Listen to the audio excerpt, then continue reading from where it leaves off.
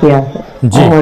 और वो अपने ये अंदर की तस्वीरें भी आ गई हैं स्नेहलता जी। प्रधानमंत्री जब मतदान के लिए पहुंचे थे, ये मतदान कक्ष की ये तस्वीरें हैं।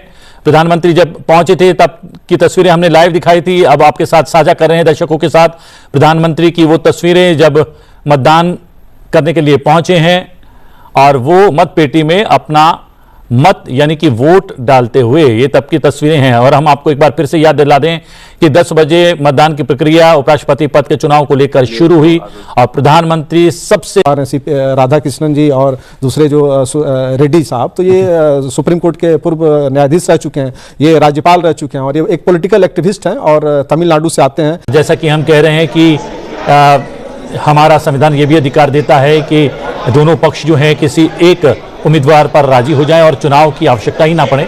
लेकिन एक बार ऐसा हुआ जब के.आर. नारायणन चुनाव लड़ रहे थे तो उनके विरोध में मात्र एक वोट पड़ा था। ये घटनाक्रम है 1992 का, जो है के.आर. नारायणन उपराष्ट्रपति बने और उन्हें कांग्रेस और अन्य पार्टियों का समर्थन मिला। उनके विरोध में यूपी के एक कारोबारी जोगिंदर सिंह काका चुनाव लड़े थे और जिन्हें मात्र एक वोट मिला था। संभवतः शायद वो एक वोट भी उनका स्वयं का होगा। जी जी जी जी, सर्वसम्मति से हो जाता तो बहुत ही बढ़िया था, लेकिन अगर नहीं हुआ, लेकिन ये दर्शाता है कि सर्वसम्मति बन सकती है ऐसे चुनावों में। जी, और प्रयास किया जाता है विशेष रूप से सत्ता पक्ष की ओर से कि सर्वसम्मति बन जाए, और जब ऐसा नहीं हो पाता है तब चुनाव होता है, जैसा कि आज हो रहा है।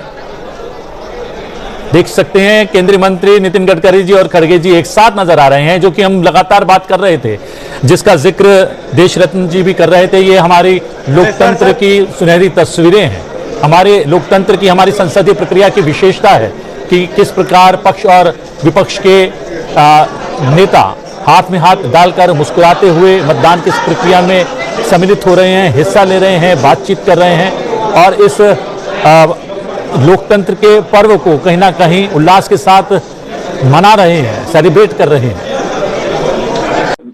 पीठासीन अधिकारियों ने जो क्वेश्चन आवर था, प्रश्नकाल था, उसको इतने बढ़िया से चलाया कि कहीं ऐसा ना रहे कि कभी कभी जैसे हम देखते हैं कि केवल एक सवाल या दो सवाल हुए और पूरा 1 घंटा आपका निकल गया।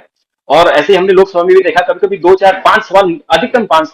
हामिद अंसारी जी जो इनसे पहले उपराष्ट्रपति थे, उनका पॉलिटिकल बैकग्राउंड नहीं था, वो एकेडमिक क्षेत्र से आते थे और वो IFS रहे, राजदूत रहे, उसके बाद वो शिक्षा क्षेत्र में चले गए थे और फिर उनको उपराष्ट्रपति बनाया गया। तो हेमा मालिनी जी, आप देख सकते हैं टेलीविजन स्क्रीन पर वोट डालने आई हैं। रविशंकर जी भी हैं। रविशंकर जी अभिवादन स्वीकार करते हुए और दोनों मिलते हुए, और हेमा मालिनी जी अपने मत का अधिकार कर चुकी हैं और लगातार माननीय सांसद पहुंच रहे हैं, केंद्रीय मंत्री पहुंच रहे हैं, मताधिकार का प्रयोग कर रहे हैं और उत्साह उमंग साफ तौर पर सबके चेहरों पर नजर आ रहा है। और अब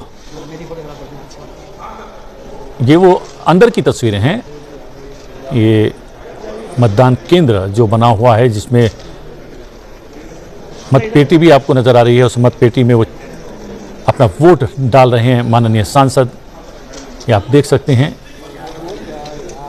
और जिस गति से ये मतदान की प्रक्रिया चल रही है, वोट डाले जा रहे हैं, लग रहा है कि 3, सवा 3 बजे तक ये मतदान की प्रक्रिया संभवतः पूर्ण हो जाएगी।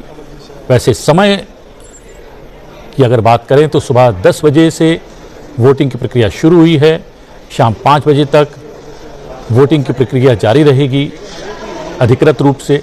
उसके पश्चात मतगणना होगी और मतगणना के पश्चात आज ही तय हो जाएगा, आज ही स्पष्ट हो जाएगा कि देश का 15वां उपराष्ट्रपति कौन बनेगा।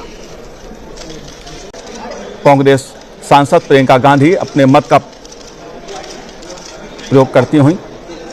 जनता इस चीज को देखती है और एक रिफ्लेक्शन के तरीके से देखता है कि अगर हम लोकतंत्र को मजबूत करना है तो हमें अपना मतदान करना चाहिए, हर लेवल पे करना चाहिए, और उसी को ध्यान में रख के वो सबसे पहले वोटिंग करते हैं।